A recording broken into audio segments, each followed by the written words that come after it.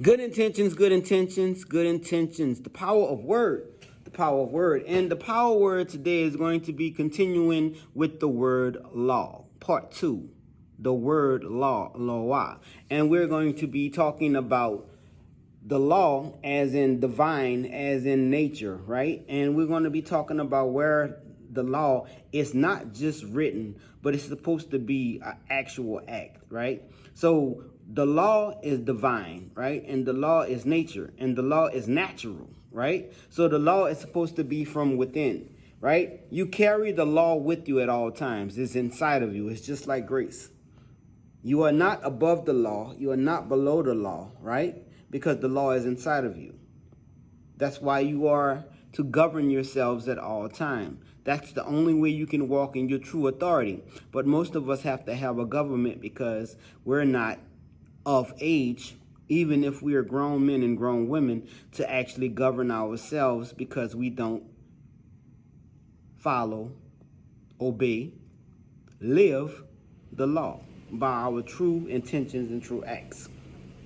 So what I want to get into is I want to get into the law that is in the Bible. And the law that is in the Bible is called the Torah. And the Torah is the first 5 books of the Bible. The Torah is the first 5 books of the Bible. The first book is Genesis. The second one is Exodus. The third one is Leviticus. The fourth one is Numbers. And the fifth one is Deuteronomy. Right? So those first 5 books are basically your court docket. Your court docket is your actual cases, right? That actually are on the docket, that actually show what the judge goes through. So a docket basically holds all of your information, right? And it gets you prepped for everything that's going to be ahead of you. All law has an experience, right? So all law is an experience, right? So the Bible says that there is nothing new under the sun. There's nothing new under the sun. So there is nothing that is going to happen that haven't already happened in your life or at all. So that's why most people consider the Bible to be the living word. Why the living word? Because there's nothing new in that Bible that you are not going to experience that can have a scenario that can give you the outcome of the answer. That's why we read our Bible daily, right? It's considered as our sword. It's our protector. It helps us and it's a guide, right? To us to evolve. So most of us in life have to be a student, right? At some point in life, you were a student, and some of us are still students, right? And you're going to continue to learn until you are at a stage where not you can teach yourself, but you can govern yourself, right? That's why we have a government, because a lot of us are considered babes. Even if we, from 0 to 100, you still can be considered a babe because you don't know everything.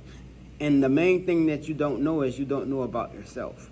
So we're going to be breaking down this series. This is the second part of the series. So I'm going to start in the first book of the Torah, which is called Genesis. And in Genesis, it talks about man moving along in life to evolve into the governor of himself, right?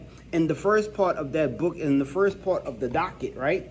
It's actually the case of you. It's not you, but it is you. So every character that is in that first part, you need to take into consideration of yourself and place yourself in most of those scenarios, right? So, and think outside of the box, ladies and gentlemen, because that's the only way you're going to be able to understand law and to be able to govern yourself and to be able to walk in your authority and to be able to exist in nature, right? In Genesis chapter 1, God said, "And let us make man and woman after our image and our likeness, and let's give them dominion over everything that is above their head, over everything that is below their feet, over everything that move, that creepeth up in the earth," right? The plan of the man was to dominate, right? And to make seed. And the seed that you produce is 2 to 3 different types of seed the way you're looking at it. That's why the English language is so tricky, because seed is not just seed as in coming through the body, right? But seed is also what you produce. Seed is your fruit that develop. God said, be fruitful and multiply, right? So that can be taken several different ways. The first one is to reproduce, as in to have intercourse, right? To find a mate and to repopulate the planet, right? That's the first way to produce seed, to have a legacy. The second way to have seed is actually to be able to do something, right? So you need to till the ground, right? You need the Bible said there was no one to till the ground because there was no one found because there was no rain, right? So work is this. The second part of the seed is this. You take and you do something, and when you do it, you multiply it, and then you do it again. And you continue to do the same thing and continue to produce over and over and over. A good example of that is to write a book, right? Once you write a book, you take and you start off with one, and then you get it published, and then you put it out there, and then you make it money off of it. You're making revenue off of it. So you took that one book and you turned that one book into 200. You took that 200 and turned it into 2,000. You took that 2,000 and turned it into 10,000. That's producing. And that's the goal of every man and every woman, to be fruitful and to multiply. Now back to law. Law is divine and true, and the law is inside of you. And like I said, the law is the book, right? And the book is considered the law. And there is nothing new under the sun. I'm about to wrap this video up. Imagine you being who you are, right? And then one day you are accused of something, whether you did it or you didn't do it, right? And now you have to go to court in the process through a judicial system and all of this stuff, and it's a nerve-wracking thing. And how will they determine what the outcome is going to be? The first thing that they're going to do is tell you you need a public defender or a lawyer, right? Who is a lawyer? A lawyer is someone who actually studied the law to represent you, not in the law of nature, but in the law of the system of the court, right? So the court is a world is in itself. It's a world inside of a world, because it's a different world. And if you don't know the law inside of that world, then you're going to be torn to pieces, right? So that's why they said you need to have a lawyer or a defender, someone to represent you, which is to represent you in a court of law. Because you are who you are, but now you have to be represented in a different nature, because now you don't know how to navigate in that type of environment. So imagine that happening to you. The way that they would take and they would determine the outcome of it, whether you were guilty or not, they would look at previous things that happened that was similar to yours. And if there was not anything that happened that was already on record or underneath the sun, then that will become the new law. So basically, it would be like if your name was Jody, it would be Jody versus the state.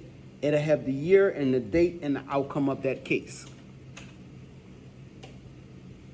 That would be the law for that actual event and that actual thing.